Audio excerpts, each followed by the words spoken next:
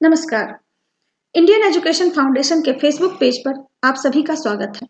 मैं डॉक्टर रश्मि नागालैंड विश्वविद्यालय के डिपार्टमेंट ऑफ टीचर एजुकेशन में असिस्टेंट प्रोफेसर के पद पर कार्यरत हूँ और आज आप सभी के सामने नई शिक्षा नीति एवं स्कूली शिक्षा विषय पर चर्चा करने के लिए उपस्थित हुई हूँ। जैसा कि हम सभी जानते हैं, हमारे देश में 34 वर्षों के बाद नई शिक्षा नीति को 29 जुलाई 2020 के दिन भारत सरकार के कैबिनेट के द्वारा मंजूरी दी गई। शिक्षा नीति कई मायने में महत्वपूर्ण है। पहला यह कि यह शिक्षा नीति आने वाले निकट भविष्य में हमारी नई पीढ़ियों के शिक्षा का आधार बनने वाली है। दूसरा यह कि यह शिक्षा नीति एक होलिस्टिक अप्रोच को अपनाती है, जिसमें कि शिक्षा से जुड़ा हुआ कोई भी व्यक्ति या क्षेत्र अछूता नहीं है। इससे पहले भी भारतीय सरकार ने कई प्रकार की योजनाएं बनाई, जैसे एसएसए सर्व शिक्षा अभियान, आरएमएसए राष्ट्रीय माध्यमिक शिक्षा अभियान, जो कि अब समग्र शिक्षा के रूप में जाना जाता है। राइट टू एजुकेशन एक्ट 2009 शिक्षा के क्षेत्र में एक महत्वपूर्ण कदम था। यह शिक्षा नीति आने वाले भविष्य में इन सभी योजनाओं को बल प्रदान करेगी एवं शिक्षा के क्षेत्र में access, equity, quality, teacher education, inclusion, research, innovation एवं अर्ली चाइल्डहुड एजुकेशन को बढ़ावा देगी। यह शिक्षा नीति न सिर्फ सीखने पर बल देगी, वरन बच्चे कैसे सीखें इस पर बल देती है। इस शिक्षा नीति का मुख्य उद्देश्य भारत को एक ग्लोबल नॉलेज सुपर पावर के रूप में विकसित करना है। ऐसी बहुत सी बातें हैं जो इस नेशनल एजुकेशन पॉलिसी में समाहित हैं। उनके विस्तृत चर्चा के लिए मैं आप लोगों के साथ इस पावर पॉइंट को शेयर करना चाहती हूँ। यदि हम स्कूली शिक्षा की बात करें तो नेशनल एजुकेशन पॉलिसी को निम्नलिखित बिंदुओं में विभाजित किया जा सकता है। Pattern of educational system at school level, increasing learning outcome, language education, integration of subject knowledge, skill education and capacities in children, integration of traditional Indian values and culture, development of textbooks, assessment system, equitable and inclusive education, promotion of specially talented children, teacher recruitment and facilities, continuous professional development, governance and implementation। यदि हम स्कूली शिक्षा के pattern की बात करें तो पहले स्कूली शिक्षा का पैटर्न 10+2 हुआ करता था। इस नई शिक्षा नीति के आने के बाद स्कूली शिक्षा का पैटर्न 5+3+3+4 होगा, जिसमें पहले 5 साल फाउंडेशनल एजुकेशन के लिए होंगे, आगे के 3 साल प्रिपरेटरी एजुकेशन के होंगे, उसके आगे के 3 साल मिडिल एजुकेशन के होंगे और उसके आगे के 4 साल अर्थात क्लास 9th, 10th, 11th और 12th सेकेंडरी एजुकेशन के लिए होंगे। आंगनवाड़ी में नामांकन के लिए बच्चों की उम्र 3 से 6 साल तक की होनी चाहिए। कक्षा 1 से 2 तक में नामांकन के लिए बच्चों की उम्र 6 से 8 होनी चाहिए, जबकि कक्षा 3 से 5 तक में नामांकन के लिए बच्चों की उम्र 8 साल से 11 साल तक होनी चाहिए और कक्षा 6 से 8 तक में नामांकन के लिए बच्चों की उम्र 11 से 14 साल तक होनी चाहिए। कक्षा 9 से 12 तक में बच्चों के नामांकन के लिए बच्चों की उम्र 14 से 18 वर्ष तक की होनी चाहिए। इस शिक्षा नीति में इस बात का ख्याल रखा गया है कि बच्चों की शिक्षा ऐसी हो जिससे कम से कम इनपुट में ज्यादा से ज्यादा लर्निंग हो सके।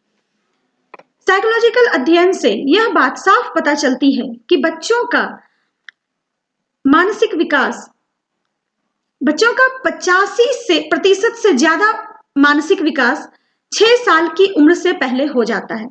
अतः छोटी उम्र में अच्छी शिक्षा एवं शिक्षा का एक मजबूत आधार बच्चों के उज्जवल भविष्य के लिए बहुत ही आवश्यक है। इसको ध्यान में रखते हुए इस नई शिक्षा नीति में early childhood care and education को समाहित किया गया है, जिससे कि भविष्य में बच्चों के लर्निंग आउटकम को बढ़ाया जा सके। बच्चे करके ज्यादा सीखते हैं, अतः यह शिक्षा नीति बच्चों में flexible, multi level, play based, activity based एवं इंक्वायरी बेस्ड एजुकेशन को ज्यादा महत्व देने की सिफारिश करती है। Logical thinking, problem solving, drawing, painting, art, craft, drama, puppetry, alphabets, language, counting, shapes, outdoor play आदि के द्वारा बच्चों के लर्निंग आउटकम को बढ़ाया जा सकता है। यह शिक्षा नीति बच्चों के संपूर्ण एवं समग्र विकास जैसे संज्ञानात्मक विकास, भावात्मक विकास एवं क्रियात्मक विकास पर बल देती है। अभी तक की शिक्षा व्यवस्था के अनुसार बच्चों पर बस्ते का बोझ बहुत भारी है। इस नई शिक्षा नीति में बच्चों के करिकुलम कंटेंट को घटाकर उनके बस्ते के बोझ को हल्का करने का प्रयास किया गया है, ताकि बच्चों का नेचुरल ग्रोथ अफेक्टेड ना हो एवं उनके ओवरऑल लर्निंग आउटकम में बढ़ोतरी होती रहे। National curricular and pedagogical framework for early childhood care and education एवं national curriculum framework for school education का निर्माण एनसीईआरटी के द्वारा किया जाएगा, जिसके अनुसार ही बच्चों का सिलेबस एवं कोर्स डिस्ट्रीब्यूशन का निर्माण एवं विकास होगा। छोटे छोटे स्कूलों एवं आंगनबाड़ी को स्कूल क्लस्टर्स या स्कूल कॉम्प्लेक्सेस के साथ जोड़ दिया जाएगा, जिससे कि इनके प्रबंधन में किसी भी प्रकार की परेशानी ना हो एवं इससे बच्चों का लर्निंग अफेक्टेड ना हो। संसाधनों को साझा कर सकेंगे, जिसकी वजह से कि शिक्षा के क्षेत्र में संसाधनों की कमी का असर बच्चों की शिक्षा पर ना पड़े। यह शिक्षा नीति प्राथमिक स्तर पर ही फाउंडेशनल लिटरेसी एवं न्यूमेरेसी को 100% पूरा करने पर बल देती है, जिससे कि भविष्य में लर्निंग आउटकम को बढ़ाया जा सके और साथ ही साथ देश की साक्षरता दर को भी बढ़ाया जा सके। आज आजादी के 75 वर्षों के बाद भी हमारे देश की साक्षरता दर 2011 के अनुसार मात्र 74.04% है। हमारे देश में पहले से ही मिड डे मील की व्यवस्था या योजना चल रही है। साइकोलॉजिकल अध्ययन के आधार पर पता चलता है कि सुबह में बच्चों का दिमाग ज्यादा तेज गति के साथ आगे काम करता है। इसकी गुणवत्ता को बढ़ाने के लिए सुबह का नाश्ता बहुत ही मददगार साबित होता है। अतः इस शिक्षा नीति ने बच्चों को मध्याह्न भोजन के साथ साथ सुबह का नाश्ता देने की भी सिफारिश की है। हमेशा से ही हर एक शिक्षा नीति एवं योजनाओं का बल ग्रॉस इनरोलमेंट रेशियो को बढ़ाने एवं ड्रॉप आउट रेट को घटाने पर रहा है। इस शिक्षा नीति में भी ग्रॉस इनरोलमेंट रेशियो को 100% एवं ड्रॉप आउट रेट को 0 करने पर बल दिया गया है। इसके लिए स्कूली शिक्षा को ज्यादा फ्लेक्सिबल किया गया है। अब कोई भी छात्र जो बीच में पढ़ाई छोड़कर जा चुका है, वो दोबारा से स्कूल आ सकेगा और अपने उम्र के अनुसार कक्षा में एडमिशन पा सकेगा। जो पढ़ाई छूट गई है उसके लिए स्कूल उस छात्र को एक्स्ट्रा क्लासेस एवं एक्स्ट्रा टाइम देकर कोर्स कंप्लीट करवाने की कोशिश करेगा और उसमें मदद करेगा एवं उसके शिक्षा को बेहतर बनाने का प्रयास करेगा। खासकर गांव में छात्राएं एक निश्चित कक्षा के बाद पढ़ाई छोड़कर घर में व्यस्त हो जाती हैं। वैसी छात्राएं भी अपने आगे की पढ़ाई जारी रख सकती हैं। बच्चों की पढ़ाई को सुचारू रूप से जारी रखने में इंफ्रास्ट्रक्चर बहुत ही महत्वपूर्ण भूमिका निभाता है। इसलिए इस नेशनल एजुकेशन पॉलिसी में इफेक्टिव एवं सफिशिएंट इंफ्रास्ट्रक्चर की सिफारिश की गई है, जैसे स्कूल बिल्डिंग्स, पानी की व्यवस्था, टॉयलेट की व्यवस्था जो कि लड़के और लड़कियों दोनों के लिए अलग अलग होंगे, पंखा, खेल का मैदान, लेबोरेटरी, क्लासरूम इत्यादि। शिक्षण एक व्यक्तिगत नहीं बल्कि एक सामाजिक कार्य है एवं शिक्षा हमें समाज के अनुकूल रहना सिखाती है एवं उसके तरह जीवन जीना सिखाती है। अतः शिक्षण एवं अधिगम में समाज का योगदान अति आवश्यक है। स्कूल के एल्यूमिनाई भी बच्चों को पढ़ाने के लिए वॉलंटियर सर्विस दे सकते हैं। इससे स्कूली शिक्षा में हमारे समाज की भागीदारी बढ़ेगी। इस शिक्षा नीति में लैंग्वेज एजुकेशन पर बहुत ही बल दिया गया है। प्राथमिक शिक्षा हो सके तो आगे की शिक्षा भी मातृभाषा या लोकल अर्थात स्थानीय भाषा में दी जाए। भारत विविधताओं से भरा हुआ देश है। यहाँ विभिन्न प्रकार की भाषा एवं बोली का प्रयोग होता है। मनोवैज्ञानिक अध्ययन के आधार पर यह देखा गया है कि 8 वर्ष तक के बच्चे विभिन्न प्रकार की भाषाएं आसानी से सीख सकते हैं। अतः नई शिक्षा नीति ने मल्टीलिंगुअलिज्म का कॉन्सेप्ट दिया है। बच्चों को शुरू के ही उम्र में विभिन्न भाषाओं को सिखाने का प्रयास करना चाहिए। 3 लैंग्वेज फॉर्मूला हमारे देश में पहले से ही चला आ रहा है और नई शिक्षा नीति ने भी इस पर बल दिया है कि कम से कम 3 भाषाओं का ज्ञान हमें बच्चों को देना चाहिए।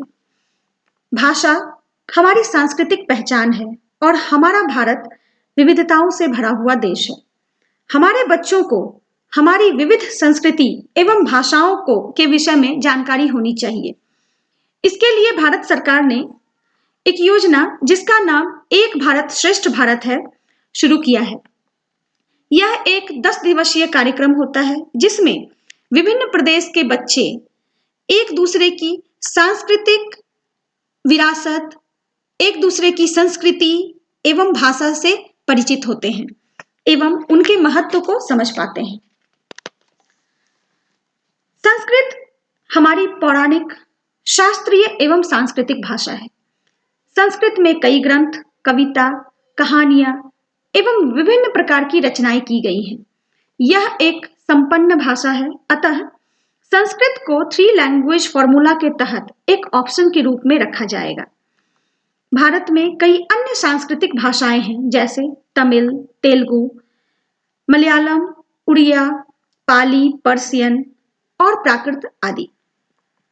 देश के बच्चों के संवर्धन के लिए और इन समृद्ध भाषाओं और उनके कलात्मक खजाने के संरक्षण के लिए भारत की शास्त्रीय भाषाओं और उनसे जुड़े साहित्य का अध्ययन करने का विकल्प बच्चों को सेकेंडरी स्तर पर दिया जाएगा। सेकेंडरी लेवल पर कुछ फॉरेन लैंग्वेज जैसे Korean, Japanese, Thai, French, German, Spanish इत्यादि भाषाओं को शामिल किया जाएगा। इंडियन साइन लैंग्वेज को स्टैंडर्डाइज्ड किया जाएगा ताकि उसका लाभ हमारे स्पेशली एबल्ड बच्चों को मिल सके।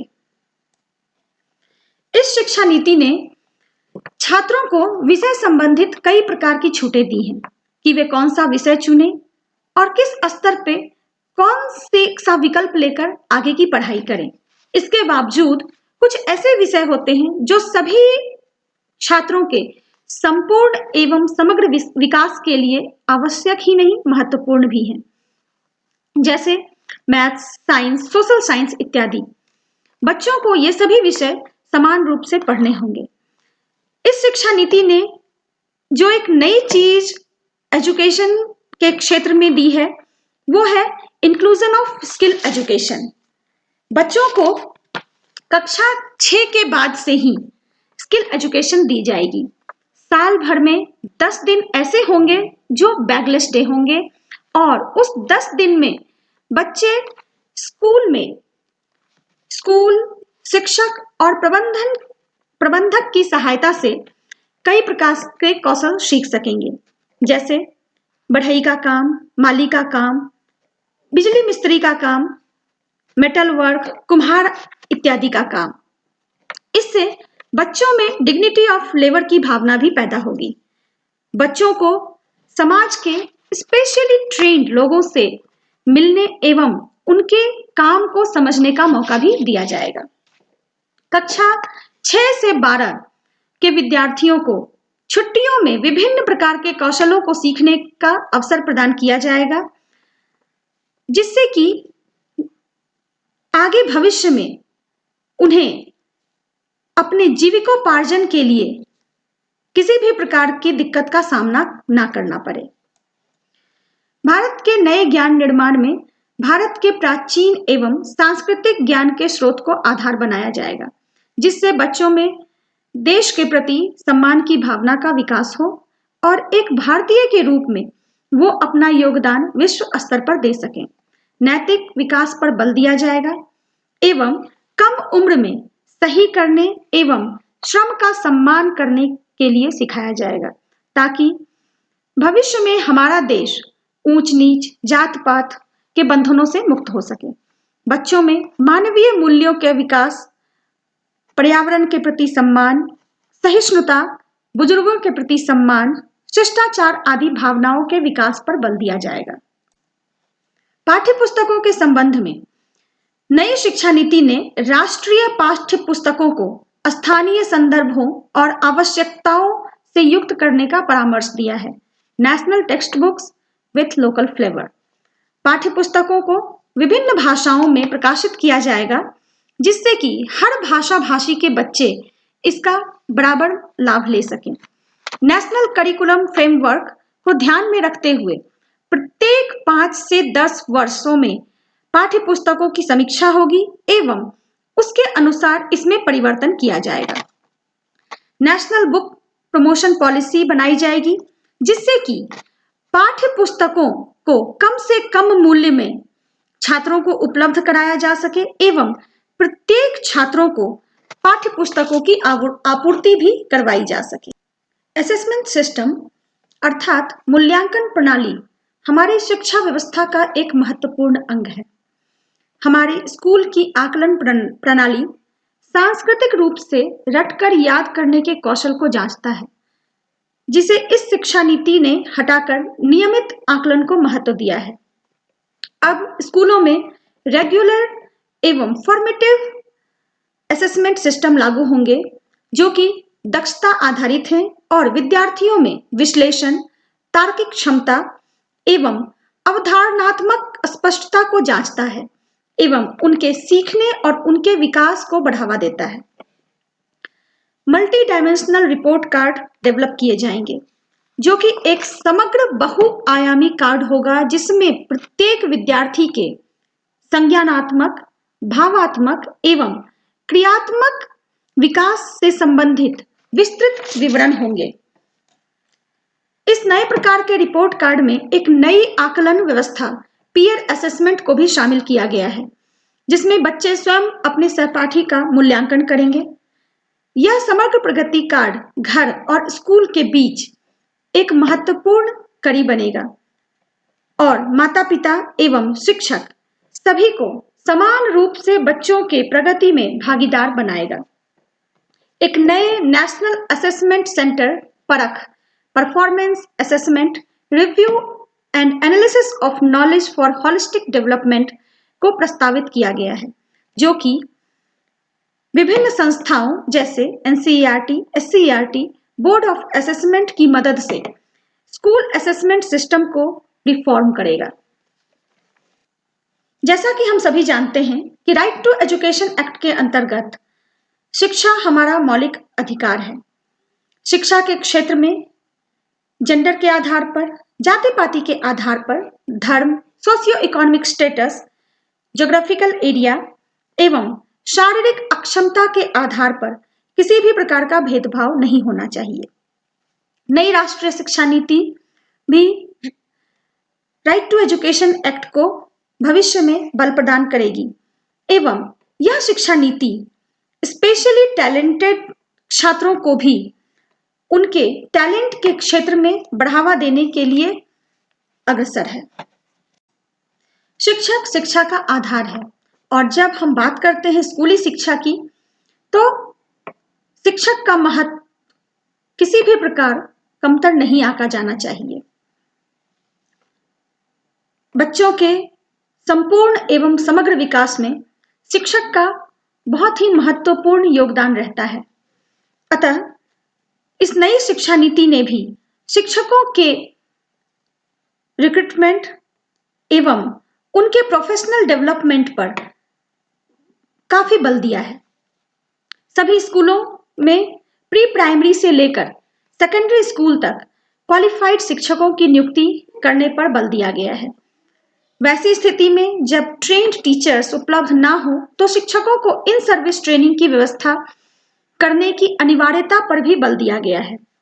शिक्षकों को लंबे एवं गैर शैक्षणिक कार्यों से दूर रखा जाएगा एवं शिक्षकों को उनके पढ़ाने के तरीकों को चुनने की स्वतंत्रता होगी, जिससे उनकी क्रिएटिविटी एवं शैक्षणिक कार्यों में रुचि बनी रहे। 8 अगस्त को हमारे प्रधानमंत्री ने भी कहा, teacher learns a nation leads. यह नई शिक्षा नीति शिक्षकों के कंटिन्यूअस प्रोफेशनल डेवलपमेंट पर बल देती है, जैसे कि वर्कशॉप्स, रिफ्रेशर कोर्स इत्यादि। शिक्षकों की स्थानीय, क्षेत्रीय, राज्य, राष्ट्रीय और अंतर्राष्ट्रीय कार्यशालाओं के साथ साथ ऑनलाइन शिक्षक विकास मॉड्यूल से परिचित करवाया जाएगा एवं विभिन्न ऑनलाइन प्लेटफॉर्म विकसित किए जाएंगे, जिससे कि शिक्षक खुद में सुधार ला सकें एवं पेशे से संबंधित आधुनिक विचार और नवाचार सीख सकें।